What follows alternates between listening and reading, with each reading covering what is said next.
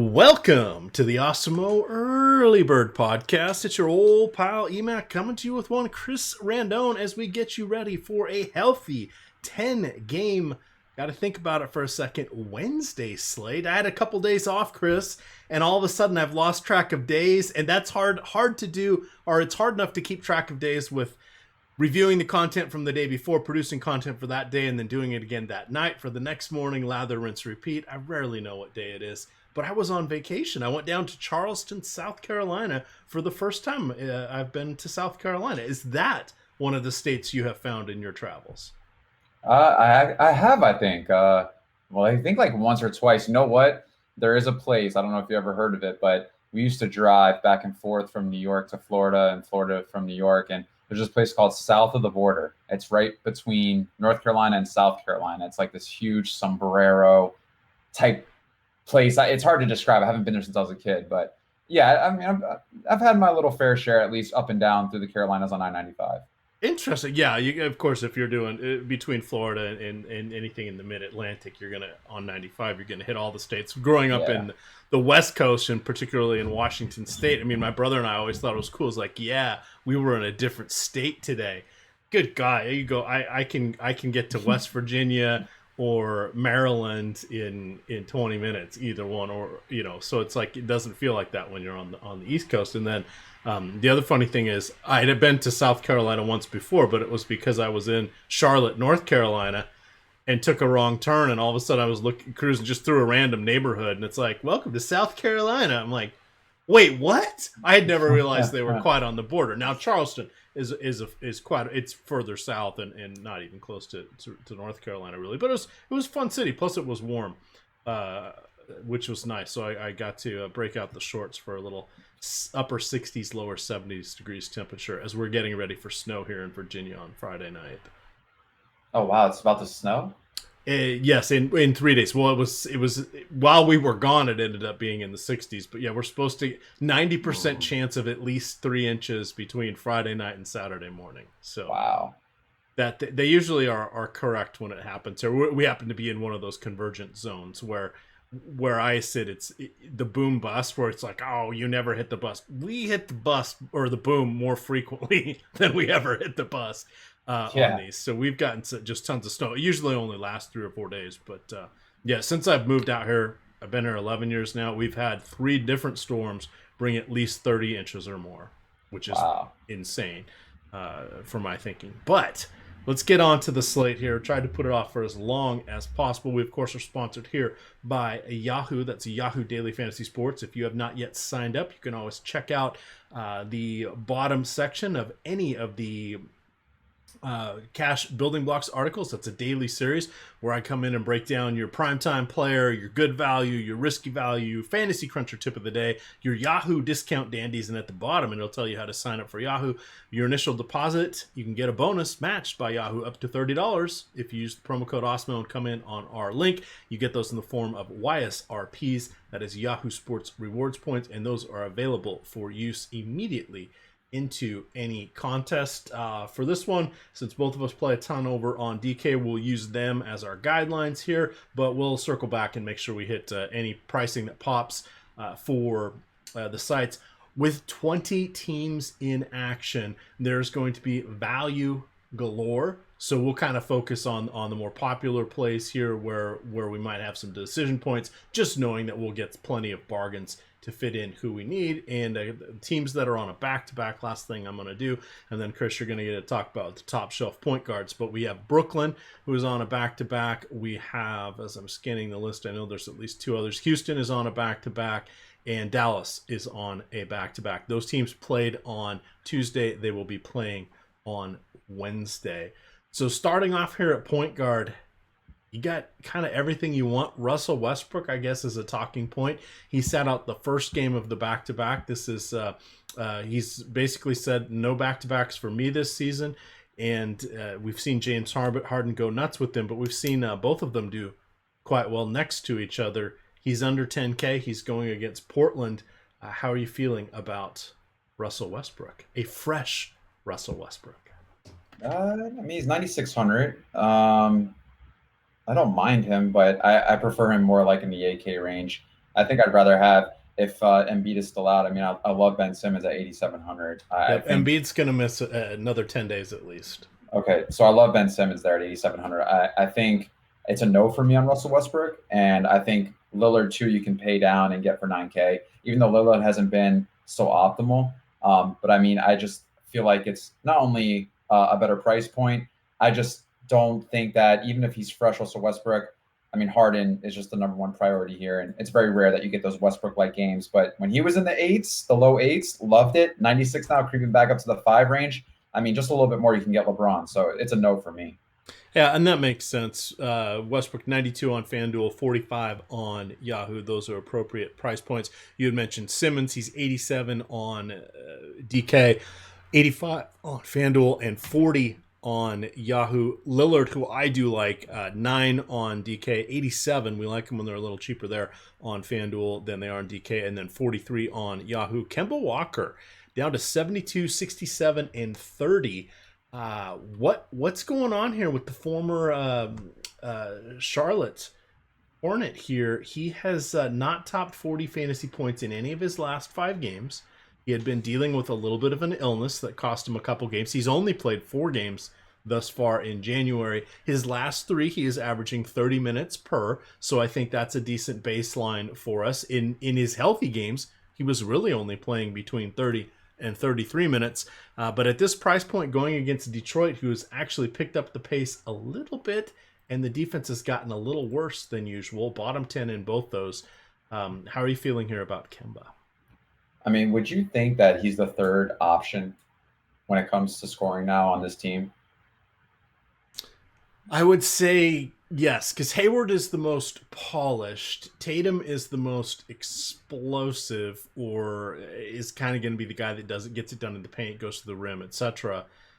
And then I guess it would be Walker, and he's the one who's not afraid to just let his teammates do the work, and he's a distributor. He doesn't, or a facilitator. He doesn't have to do as much of the scoring as he did in Charlotte. The 2010 games feel like they were oh so long ago. Yeah, I mean, I think also Jaylen Brown, who's come on offensively as well. I mean, all these guys have higher usage rates than Kemba essentially, and they're also taking more shots than Kemba. And I think Jason Tatum is now probably the number one priority as far as scoring in this offense. And then I would say that maybe Hayward's in that talks, but Jaylen Brown too. And I think you mentioned it. Walker's a facilitator. I think he's kind of taking a step back and let these young guys kind of take over. Because he's never really been in this position before where he's had essentially better scorers than himself. And I do think Jason Tatum's a better scorer than Kemba. I mean, he is more explosive, like you mentioned. And I just think that he's a better, well-rounded scorer compared to Walker. But yeah, I mean, he's pretty cheap. But I just don't know, right now, his fantasy point per minute has come down to his average. It's down 0.12 fantasy points per minute over the last month. So, at 7K, yeah, but I think we can consider other options. All right, I want to point out here are the bottom 10 teams in scoring or defensive efficiency. So this is points per 100 possessions. The Pistons, and over the last 15 games, which is about a month's worth of games. So the Pistons are last, allowing 115 points per 100 possessions. Cleveland technically tied with them. They're just under 115.1. Wow. The Nuggets, I did not realize this. The Nuggets are right there with them at 114. Oh, good God. What happened there? You've got the Hornets at 114, Knicks at 113.7, Wizards at 113.5, Trailblazers at 113, the Heat at 112. These are teams I was not expecting to see a few of the names there, but those are the ones that we're going to want to target against, and a few of those are on the slate tonight. But yeah, whatever you thought about Detroit, there is no defense to be had there whatsoever. And then I'm just looking, San Antonio's, they're middle of the pack. They're 5 points per 100 better than the last place Detroit Pistons, but they are just they're 8 points away from first place, which is the Bucks.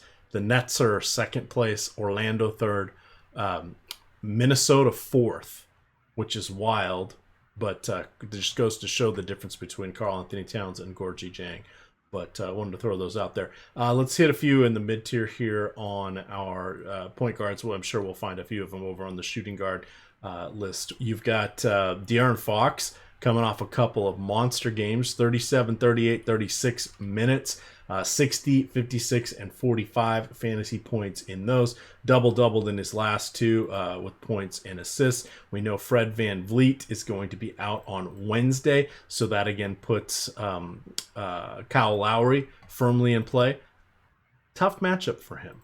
Going against OKC, they're a much better defensive team than a lot of times we give them credit for. They have three very good defensive guards, and they also have, of course, Steven Adams protecting the rim. Kyle Lowry getting a bunch of help back with Pascal Siakam and Norman Powell back, and he's one who is content to facilitate if he's got some healthy teammates here. Anything popping for you in the mid-tier?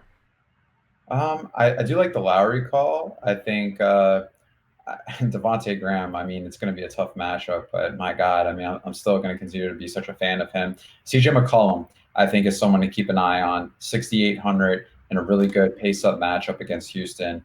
Love him there at that price range.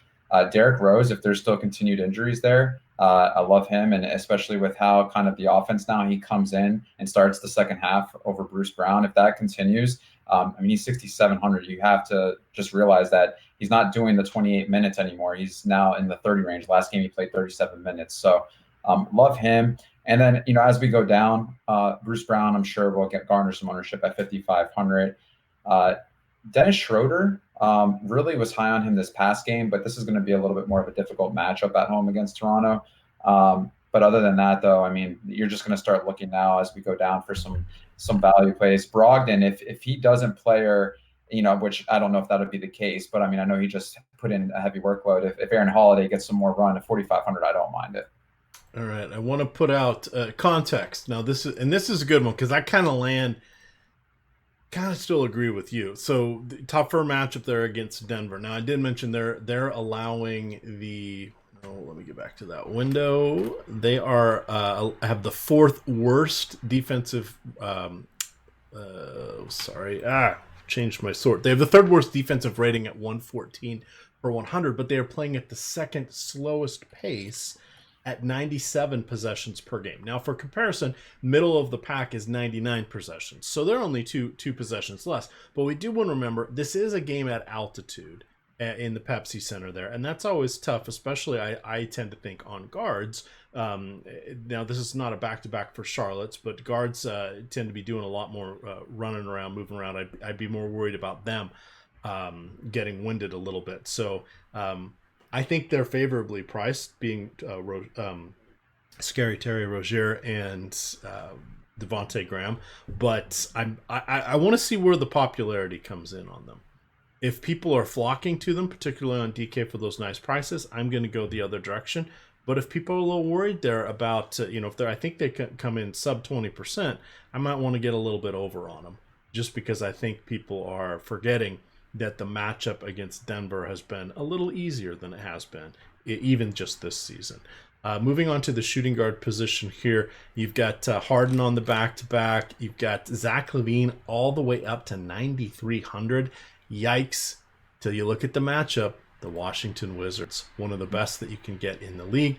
You've got DeMar DeRozan, had a nice one up in Toronto, his second time back there. Has a tougher matchup. He's in Miami. This will be the first time these two teams meet this year, but DeMar DeRozan coming off some steady 40, 45 fantasy point games here. And then Shai Gilgeous-Alexander. I thought it was a misprint when I saw it on Twitter. He had a triple-double last night. Did you see what his actual numbers ended up being? For who? Shai Gilgeous-Alexander. It was unreal. It's 20, 20, and 10. He's the youngest, I think I read. Or 20 the first. Freaking rebounds. How unreal. Does that happen? It's just unreal. I mean, I thought it was a good matchup for the shooting guard position. I went high on Schroeder because he was cheaper. Yep. Total mistake on my end. SGA went absolutely bonkers. And yeah, I mean, what a game. It was incredible to see that. And he wasn't high owned either, which was, if you had him, you definitely made some money for sure.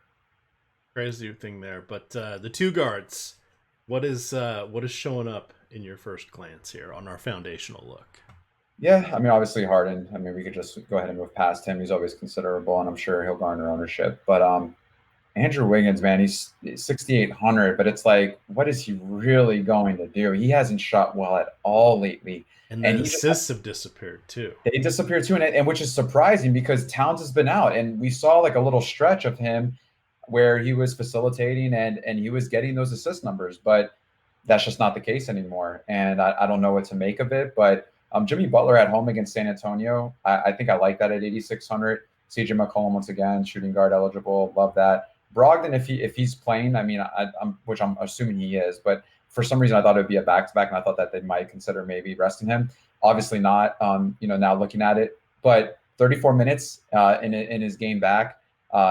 Didn't shoot too well, but I mean, he put up 46 DK points, man. And seeing him play 34 minutes, Oladipo is going to be coming back soon. I'm sure he's going to want to try to get as much production in as possible before he comes back. So I do like him if once again, if he is going to play. But then outside of that, though, Jordan McRae at Chicago, 6,600. What we pay for him? Is Bradley Beal going to play? Has that been Beal should play. Let's see if he's got a minutes limit. I know he did. because I'm not sure how the resting has been lately. It's like they come back from injury, they play one game. You know what? We're going to rest him the next game, and then we're gonna. Yeah. It's like those are the things right now that you have to try to figure out. And obviously, at a first look, we don't know these answers. The good thing with Beal is Washington does not play on. They play again on Friday, so they don't play Thursday, and he hasn't played since the 12th. So he'll have 3 games off. So this is a pretty good island game. I would suspect we'll see what he did last time, which was 27 minutes. I would think 27, 28 feels about right. There's no need to push him any further. They already know what the team's going to be like without him. And the other thing is, with him, you want to keep him somewhat healthy because at some point John Wall's coming back. Not this Right. season, but do you want to run? Do you want to pull a Jimmy Butler and put Beal into the ground already first year into his big new contract extension? I wouldn't think so, but we'll have to see. So I think us seeing Beal go for 40 minutes is over.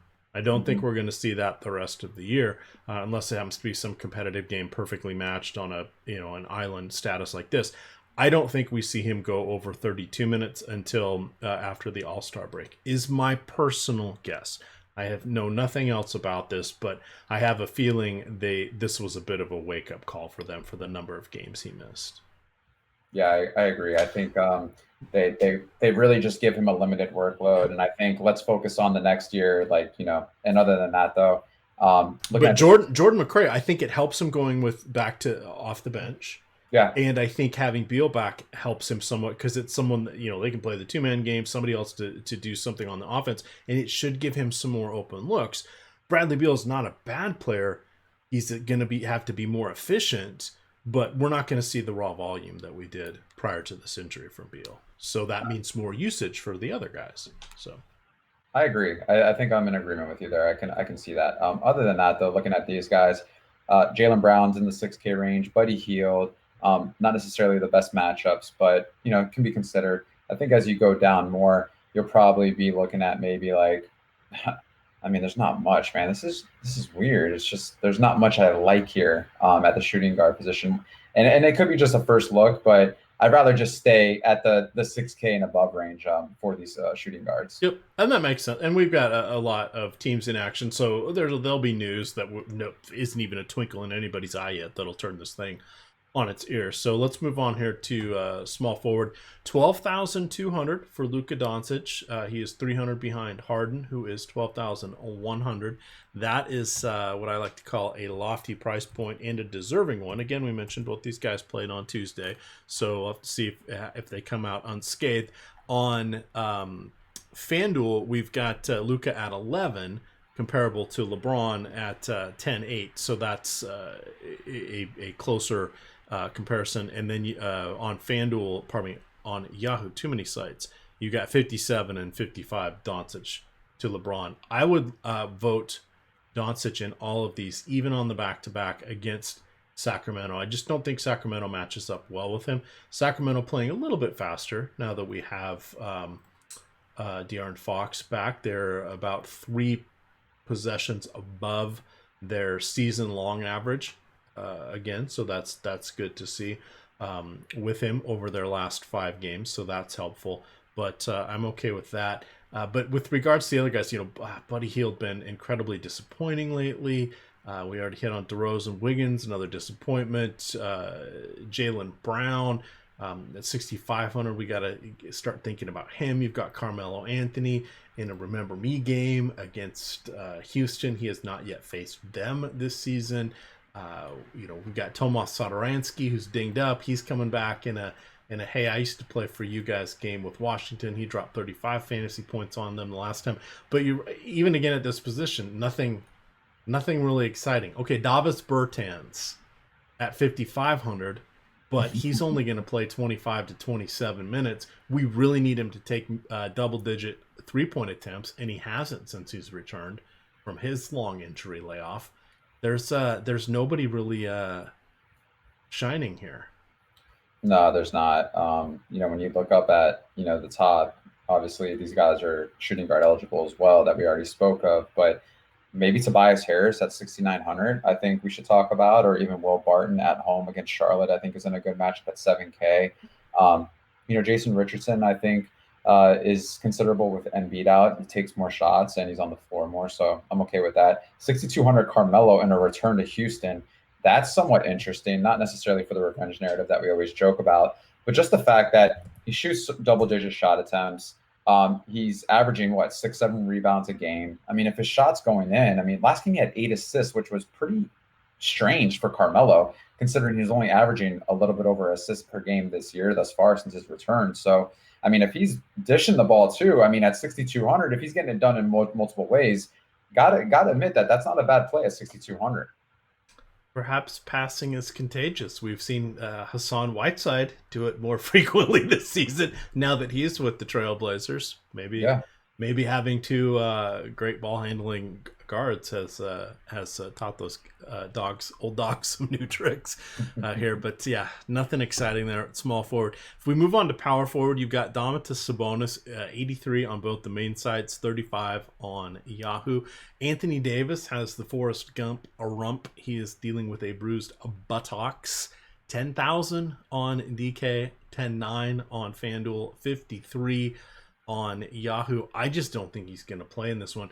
How was he up in Green Bay watching the playoff game, if I saw that right on Twitter, when he plays for a team that's on the other side of the country and he's injured? How does that work, Chris? I have no idea. It's a little bit like playing hooky. I'm just thinking, and people should be on their off days. That's kind of their weekends. They should be able to do what they want to do. But I would think somebody missing games should be under more supervised treatment than I agree 100%. Than going all the way to Green Bay. Oh, good times there. God, I don't know. LaMarcus Aldridge against Miami. Yeah, Pascal Siakam, he was back, but the price is ticked up already to where his 32 minutes may not get him there. Nothing really exciting here. We need news, darn it. And it does not like I'm not saying we need value. We just need some news to give us somebody with minutes here to move them ahead of the crowd. Yeah. It's just early, right now it's like these games just started on this slate for Tuesday night. So we don't even know what's going on with these games yet to have influence on any of these teams who are played tonight that will go on back-to-backs. But I love Bijlika. I don't know how to say his name. You got to call him B-Jelly. B-Jelly. And it's Nemanja Bjelica. And I say it wrong when I'm on the shows about half the time. So I'm not, this is, if I'm slowly thinking about it, if I'm not doing 6 things at once, I can say it correctly. When I'm doing 6 things at once, Eddie's always after me for saying it incorrectly, but it's Nemanja Bjelica. Bjelica. Well, so B-Jelly works, I think, for everybody. Well, I love this play. It's a great matchup against Dallas. They'll be on a back-to-back, but he's playing an extended run of minutes right now with Bogdanovic out. Last night I loved him in a matchup against Orlando. Dropped 53 DK points.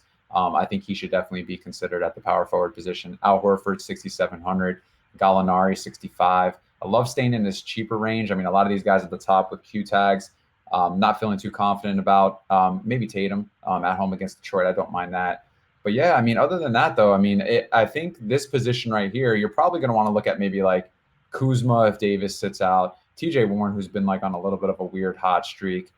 Bagley's back, so I mean, I think that's someone that we can, possibly want to play with. But where's he at, Bagley? Is he that cheap? He's 5,700. So with Yeah, Holmes out, I he's mean, 52 on FanDuel and 20 on DraftKings. I actually think may put him in the risky value play just because his minutes haven't been there. And this is between his myriad of injuries. But between the last two injuries, he was only playing about 20 or 25 minutes per game. There doesn't seem to be a reason for them to rush him. And his last two good games have been because he's made his shots.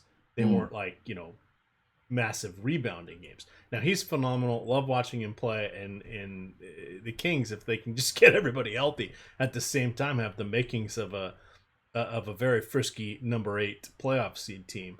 But I don't know what they're gonna do. The price is enticing, but I feel like it's a little bit of a trap. Now, if we talk about looking at the late slate, then absolutely, I think we're talking about Bagley. We're trying because they still have. Rashawn Holmes, I believe, is still questionable. There's some moving parts that could get Bagley those continued shots. I don't know that we'll see him above 25 minutes. Okay. Yeah, I mean, even though with that, I still don't mind him in this matchup. Bertans, once again, if he was getting up those 3-pointer shots, I definitely would want to consider him and have him in the player pool. Absolutely. I think maybe Miles Bridges, his minutes were down though last game. I don't know. It wasn't foul trouble. It's just maybe it was the matchup with Portland. But I mean, before that, he was on a little bit of a stretch there, a 4 or 5 game stretch where he was not only hitting value, but he was exceeding it tremendously. So maybe someone to look at 4,900 Harrison Barnes as well. And then obviously after that, we just go into the range of the guys that, we just got to plug and play and hope for the best. All right, let's hit some centers and get on out of here. Well, I'm calling up the Yahoo too, so we'll talk about them a little bit. But reminder, if you guys have not yet signed up for Awesome, well, you missed out on that amazing 2020 promotion. 20 days for $20. That one is no longer available, but you can get 50% off any 1 week package with the promo code EARLYBIRD, all one word. And we are in full swing with golf.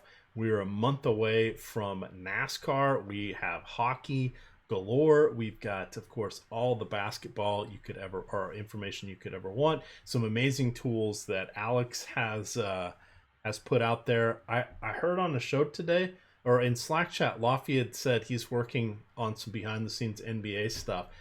I know what we had in the works back in the FanVice days that didn't quite come to fruition. But and I have no knowledge here, but if he's working on what I think he's working on, this could be some cool stuff.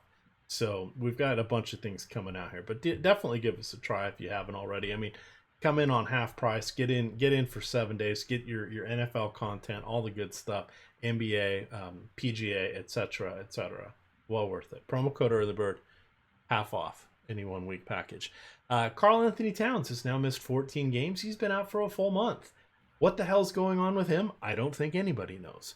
Jokic going against Charlotte. Big men have killed Charlotte all season. He's palatable at 10,100 on DK, 97 on FanDuel, and 41 on Yahoo, but he still tends to disappear offensively from time to time. Speaking of disappearing, Andre Drummond, apparently a little salty that he's been the subject of trade rumors because he actually likes being in Detroit, even though, yes, they should get some value for the remainder of that contract. If you have your premier player actually like playing in your city, I think that's probably more important than getting a 20 to 25th overall draft pick, which is probably about what his contract is worth. I don't know what they're thinking, but I don't want to play him if he's going to be disinterested. I mean, he was letting Tristan Thompson get rebounds in the other game. We can't have that. No, we can't. And what we can't have either is the fact that last game, Okafor was just doing him so dirty. Okafor as well. I was dominating him. Yeah, but he played 22 minutes. He didn't play the entire fourth and didn't play at all in overtime. Didn't even play in overtime to help his team win. So obviously there's an issue there. What it is, I mean, that's for us to try to figure out, but very strange that would happen. And I thought that maybe he just was on the trading block last night and a trade was actually happening, so they yanked him, but don't really know. Yeah, I don't. It's just bizarre. Thanks for pointing that one out as well, because I was on the plane for that one, so I didn't see that. Oh, good God, he hadn't played in those whole chunk of games. But if we look back, so let's see. So he had the 28 and 23 against Cleveland, and then the 23 and 20. But Love and Tristan Thompson were having decent games against him. Just goes to show that while he is a rebound vortex, Detroit just horrible on defense. The next game he played 19 minutes. That's when he got tossed. Beginning of the third quarter for 2 technicals. That was against Chicago. And then the last game against New Orleans, 22 minutes. He had a double-double, but yeah, that when Jahlil Okafor is coming off the scrap heap and giving you the business, a little bit of an issue with that.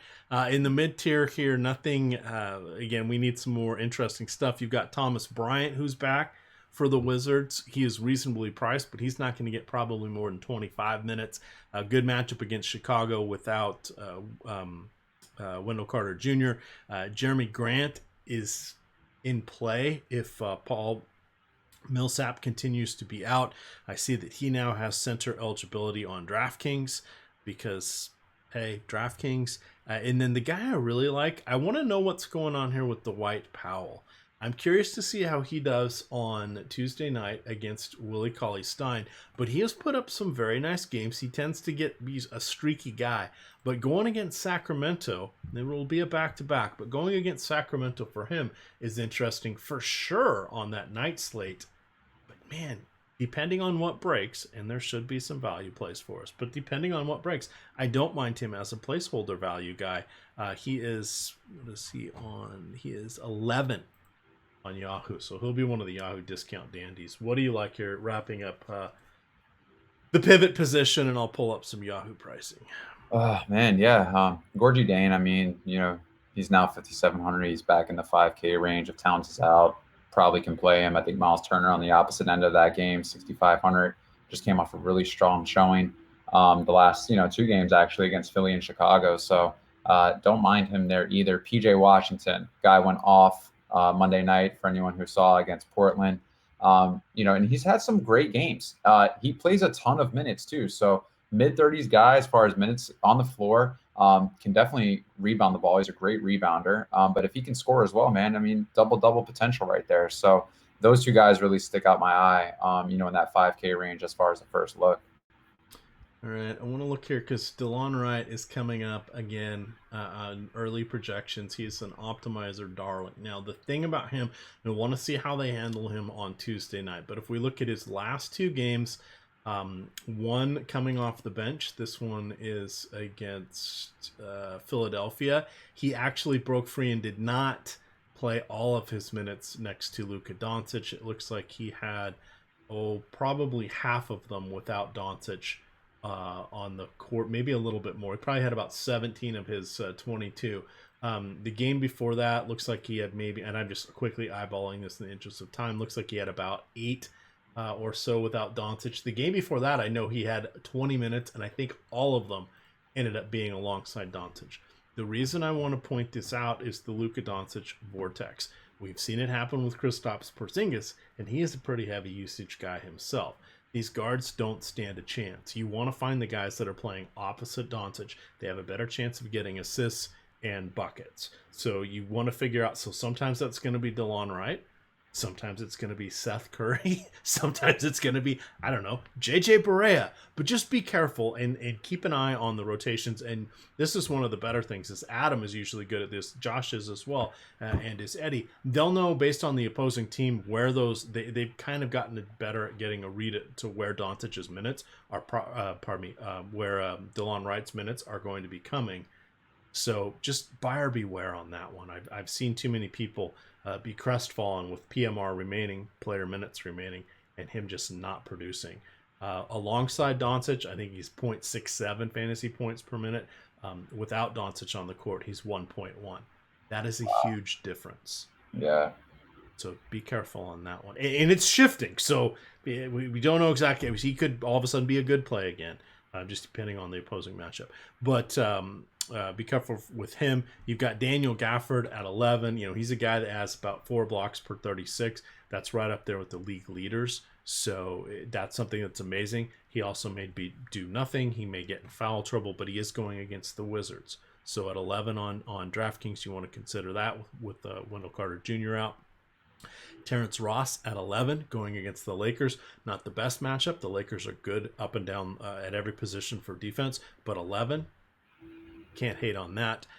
Then the other guy that is sort of popping for me is Duncan Robinson, Miami against San Antonio. The only reason I bring him up is he is the flat $10.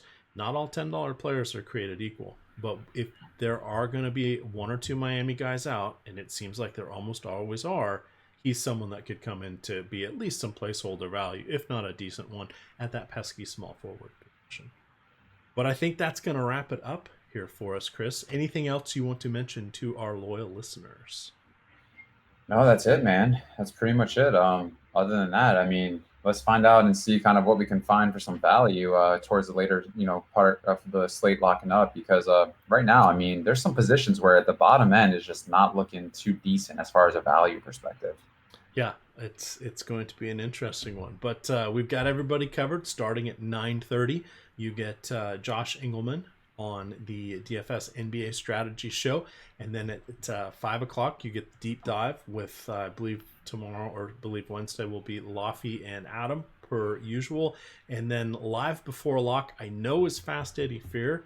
I'm not sure who is going opposite of him. It could be me. I haven't looked at the schedule. I think I'm on Friday, but Josh is getting a little vacation. He's going out to Sonoma. He's going out to the wine country for a little sojourn with his wife. So he'll be out for a couple days, but you will get the rest of us in his stead. With that, gamers, you can follow Chris on Twitter at Chris Randone. I am at EMACDFS. And of course, it is Osmo_COM, where you can get all the fun giveaways. With that, gamers, good luck.